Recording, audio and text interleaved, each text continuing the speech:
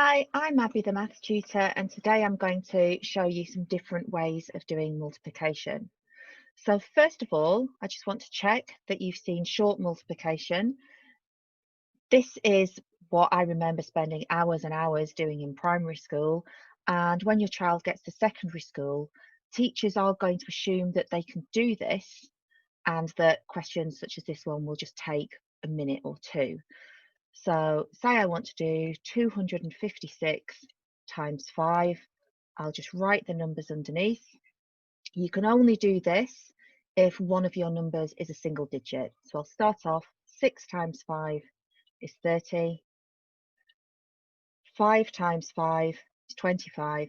Add the 3 is 28. And 2 times 5 is 10. Add the 2 is 12. So my answer is 1280.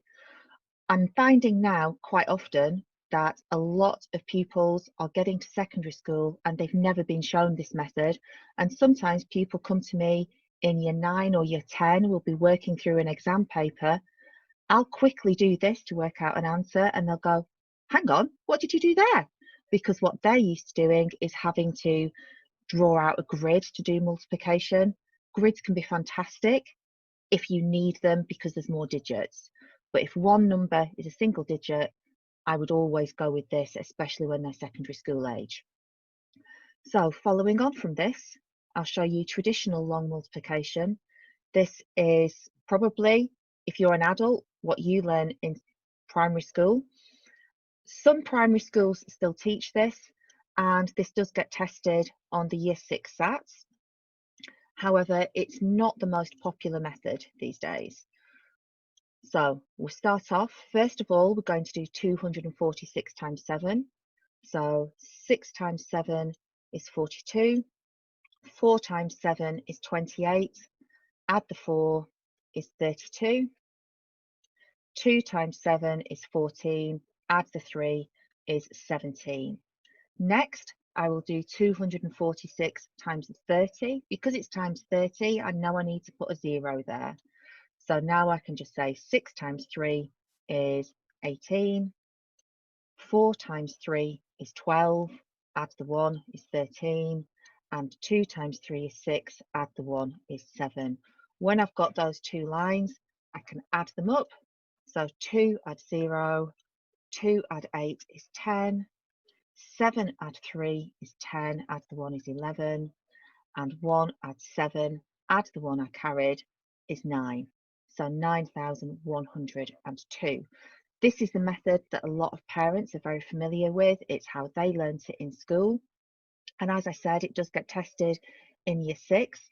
A lot of primary schools don't teach this method because actually we see in secondary schools, I'll very often ask pupils, oh, have you got a method for long multiplication? Yes, I have. All right, can you show me? They try to show me this and they make errors. So they will either forget to put the 0, or they'll end up doing something like the 6 times the 7 and the 4 times the 3, and they don't realise they need 2 rows, which then get added. So it can very easily get mixed up. So I'll show you the same multiplication using 2 different methods now. So a very popular one in primary schools especially is this. We've got 246 times by 37. I'm not going to worry about getting straight lines. You can make it neat if you want, but we're just going for the quick method here. So I need to break the numbers up. So 246 times by 37. So if you're going to do this method, you need to be quite confident at multiplying numbers together when there's lots of zeros involved. And actually, this method is fantastic for building that confidence up, which will be why a lot of time can be spent on this in primary school.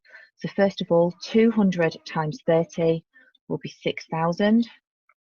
40 times 30, 1,200. 6 times 30 is 180. 200 times 7, 1,400. 40 times 7 is 280. And finally, 6 times 7 is 42. So I've done all my multiplication, but there's an awful lot of adding up left to be done. So a lot of people would write it with all 6 digits to be added coming down the right hand side. Absolutely fine if you want to do that.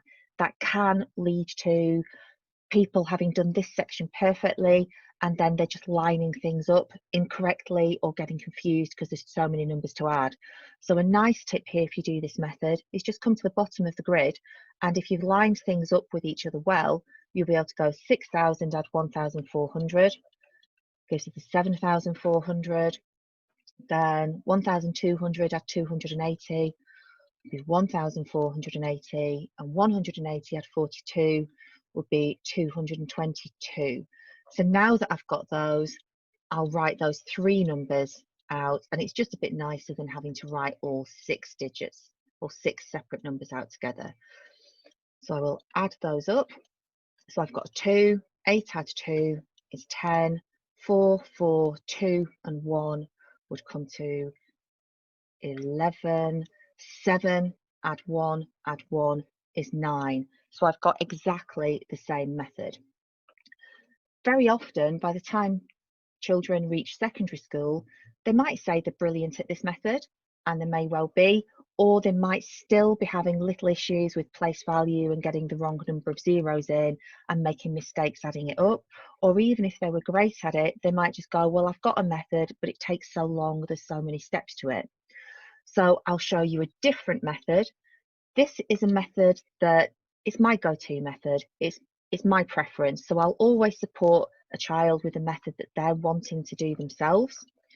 And if they want to improve their own method, that's absolutely fine. But if they come to me and say, I've got a method, I really don't like it, it takes too long, then I'll very often do this method. And it's what I use myself if I haven't got a calculator and I want to multiply.